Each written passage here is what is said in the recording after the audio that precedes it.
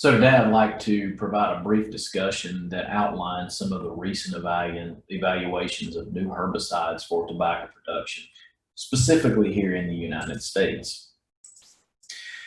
So if you look at our current suite of herbicides, there are only 7 active ingredients that are labeled for U.S. tobacco production. Of those 7, 2 are applied to the majority of the tobacco here in North Carolina.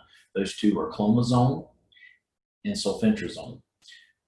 Clomazone is a bleacher, typically a carotenoid inhibitor, and sulfentrazone is a PPO inhibitor. With these 2 materials, we receive excellent control of annual grasses, common ragweed, nutsedge, amaranth species, and ipomoea species or morning glories. The troubling part of this is that the identification of PPO-resistant Palmer amaranth has been identified here in North Carolina. So we consider this sort of the canary in the coal mine, if you will, that we may be on the verge of losing the efficacy of products like sulfentrazone and even carfentrazone, another PPO that is labeled for tobacco, in our mission to control our pigweed or our amaranthus weeds. We need other modes of action, that goes without saying. So 2 particular herbicides that have been of interest to our program recently are the ALS inhibitor rimsulfuron, which offers excellent grass and nutsedge suppression and can control susceptible amaranthus species. We're also interested in S-metolachlor, again, trade name of dual magnum, which is labeled in other countries for tobacco production and not currently labeled here, but it would give us a very strong hand up in the battle against nutsedge and pigweed. So our research objectives with these various trials were to evaluate tobacco tolerance to these 2 active ingredients. We also wanted to quantify weed suppression that might be offered by both herbicides in a tobacco program, and then try to identify various places that these 2 herbicides may have the most benefit in a tobacco growing system. So we'll discuss 4 field studies today. In field study 1, we wanted to evaluate rimsulfuron tolerance. So again, we're looking at the granular herbicide matrix. Again, that is our ALS inhibitor. We conducted a series of trials at 4 different locations. You can see our treatment combinations here. So we have a pre-transplanting application of clomazone and sulfentrazone, so Spartan and Command, or combinations of clomazone, sulfentrazone, and rimsulfuron, either at a 1 ounce or 2 ounce application rate. We then drop clomazone from the mix and have tank mixes of sulfentrazone and rimsulfuron, again at our 1x and 2x, 1 ounce and 2 ounce rates, and then pre-T applications of sulfentrazone with a 3-week over-the-top application of rimsulfuron. So again, various combinations of pre's and post-emergence over-the-top applications of rimsulfuron. By and large, our injury was very low at 3 out of 4 growing locations. However, in 2 of our locations, our Whiteville and our Kinston location, we did see a significant difference in injury, with the 2 ounce per acre application having about twice the injury, visual injury, that the 1 ounce per acre application rate did have. We did not observe any statistical differences at the Oxford and Meta locations, although we did climb into the mid-20s to mid-30% injury range at our Meta growing location. It was interesting that injury was not observed 3 weeks after the application. So these over-the-top applications were delivered 3 weeks after transplanting. These ratings were collected 1 week after that. And then 2 weeks after that, secondary ratings for injury were also conducted, and this injury was not readily visible, even at this particular environment where it was rather high. So that tells us that the injury from this particular ALS product is transient. So what does injury from an ALS herbicide look like? Again, this was applied directly over the top of the tobacco crop, and you do see some bud damage, some chlorotic spotting, and even some leaf distortion from these particular applications. And certainly it's easy to see that the 2 ounces per acre rate is much more injurious than the 1 ounce application rate. But again, despite this visual injury, these plots, this tobacco grew out of this injury.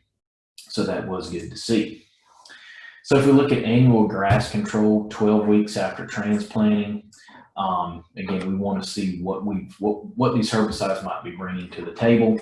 At our one location where we had the highest grass weed density, which was our Kinston location, down here we see we had 25 various grass species growing in a square meter. We see that where we included clomazone, which is our best residual grass herbicide in the mix, we had the best weed control. However, when you compare those programs without clomazone, we do see a significant increase where we include rimsulfuron as opposed to over-the-top application. So we do see that it does provide some level of efficacy. Again, it is bringing a little bit to the table in this particular study. Of interest, we did not see any adverse effect on yield quality or value or our cured leaf chemistry, even where we had the significant early season injury. As I said, it grew out very fast, as evidenced by our yield and quality data. So rimsulfuron, it appears we have some good tolerance, particularly when we look later in the growing season. So how does that look with application programs that already exist? So where can we put rimsulfuron in a currently existing herbicide program?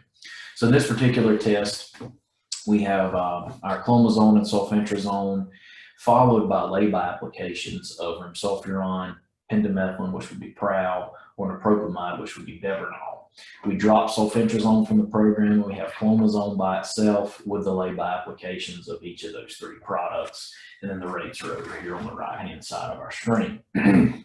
So what we generally see is that with Palmer amaranth, there's really not much to be found there. We've got to have a PPO inhibitor in the mix to gain something from a herbicide program that is focused to Palmer amaranth.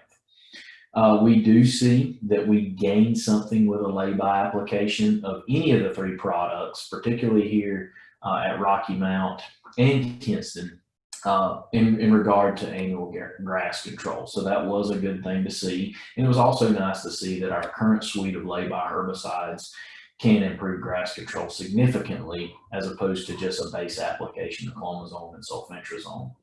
When we look at our nut sedge, again, we see much of the same, particularly with the rimsulfuron. We gained about a 10% increase in nut sedge control when we look at a rimsulfuron application at lay-by, particularly when you compare it to these other 2 of pendimethalin and nipropamide. So again, that is encouraging to see that we do have efficacy and we do have tolerance. When we look at our cured leaf yield, quality, and value, the one thing that really stands out is that at our Rocky Mount location, where our weed pressure was much greater than at the Kinston location, having that complete program of Spartan Command and some form of a lay-by herbicide, particularly rimsulfuron or pendimethalin, looked to be much better from a yield and quality standpoint. So our conclusions about rimsulfuron is we have very good tolerance with a pre-T application. The post over the top is concerning, particularly in seasons with cool, damp growing conditions where plants are just generally slow growing because of environmental factors. You throw the herbicide on top of it and it makes it even worse. The injury that we saw was transient, so that's a good thing that we can grow through that, particularly under good growing conditions. We have good efficacy. With rimsulfuron, we think that it is going to do as well as our current suite of lay-by herbicides and can offer another mode of action. So that's always a good thing. And we believe there's a low risk for carryover into other crops. So that's always good too. Our third field study is a screening of S-metolachlor to look at tolerance. So we had two application methods, a pre-plant incorporated and then a pre-transplanting application that was applied to the top of the soil. And then we have a 1 pint and a 2 pint per acre application rate. So we had 5 different growing environments for this particular trial. And what I'm showing you is one environment, which was our whiteful growing environment. And what we saw was that with our PPI applications, our injury range from 65 to 78% visual injury at our lay-by stage, which was 6 weeks after transplanting. We see a general reduction in plant height, and with the 2x or 2 pint per acre PPI application, we saw a significant reduction in cured leaf yield and value. So again, we saw that this 2x rate was just too much, particularly with the pre-plant incorporated application. Here's a quick picture of what that looked like. So 4, 6, and 9 weeks, and then you've got the 1x rate, and then on the bottom, the 2x rate. If you look at our Kinston growing location the following year, which would have been 2018, you see the exact opposite. We saw that our pre-transplanting application resulted in a significantly higher early season stunting relative to the PPI. Now the PPI was still high, 30% is largely unacceptable, but it was almost twice that with the pre-T. So if you look at these two different environments, they both are coarse soil textures with low organic matter. The 1 pint per acre is probably a little bit more than the label would recommend in these particular settings. And we had about 5 to 6 inches of rain within, about the 1 week period before or after transplanting, after these products had been applied. So we know we got some wash in, and we think that's the ultimate factor that contributed to our reduction in plant vigor. If you look at our 2x rate, so 2 pints per acre, that also reduced end of season stalk height and yield relative to the 1x. So again, based off these first 2 locations, that gives us a lot of concern, about pre-transplanting applications of S-metolachlor. And here's a picture: non-treated control, 1 pint per acre pre-T, and then 2 pints per acre pre-T at our Kinston location 6 weeks after transplanting. So at our other 3 locations, we were able to pull that data. We had less than 5% injury, so they worked very well. These were growing environments with coarser or finer soil texture and less rainfall. So again, it worked out quite well.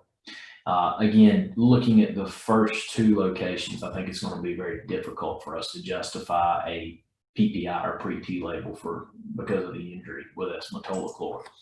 That brings us into study number 4, where we look at existing herbicide programs and try to find that fit for S-metolachlor. And just a sneak peek, these were 4 different locations, and I think these bottom 2 treatments where we look at a lay-by application of S-metolachlor is really where that sweet spot comes in. So we look at weed control. We generally had very good weed control in this particular study. The sort of bad apple of the bunch was S-metolachlor applied at 1 pint per acre over the top of plants 1 week after transplanting. We just didn't seem to get the best efficacy out of that. So again, that was rather surprising from our perspective. So if you look at visual weed control, again, this is a Kinston location. This will be a non-treated control. This will be a basal application of Spartan and Command, and this will be Spartan and Command with S-metolachlor at lay-by. So again, you've got a little bit better grass control here when you look at these center 2 rows versus these here in the middle. So again, there is something to this. We look at Palmer amaranth control in 2018, which was the 2nd year of our evaluation. We consistently see that our better treatments have Spartan and Command mixed in, and then some kind of treatment at lay-by. So again, did a really nice job, and we think that's why we have a good fit there. If we look at our yield, quality, and value, generally there are no differences. Our lowest yielding plot was our non-treated control. You can see why, given some of the pressure we had. But again, everything else where we had a treatment was generally similar. So both of these products appear to have a fit in tobacco production, most likely a lay-by application as opposed to a pre-transplanting or pre-transplanting incorporated application, and that's simply due to reduced injury potential and maximized weed control. I think for right now, we're pretty stagnant on rimsulfuron, but at least S-metolachlor has gained a little traction, and we do have it in the pesticide residue testing program. So a few acknowledgments before we conclude. And again, as always, be happy to take any questions you have. So we look forward to receiving those. Thank you.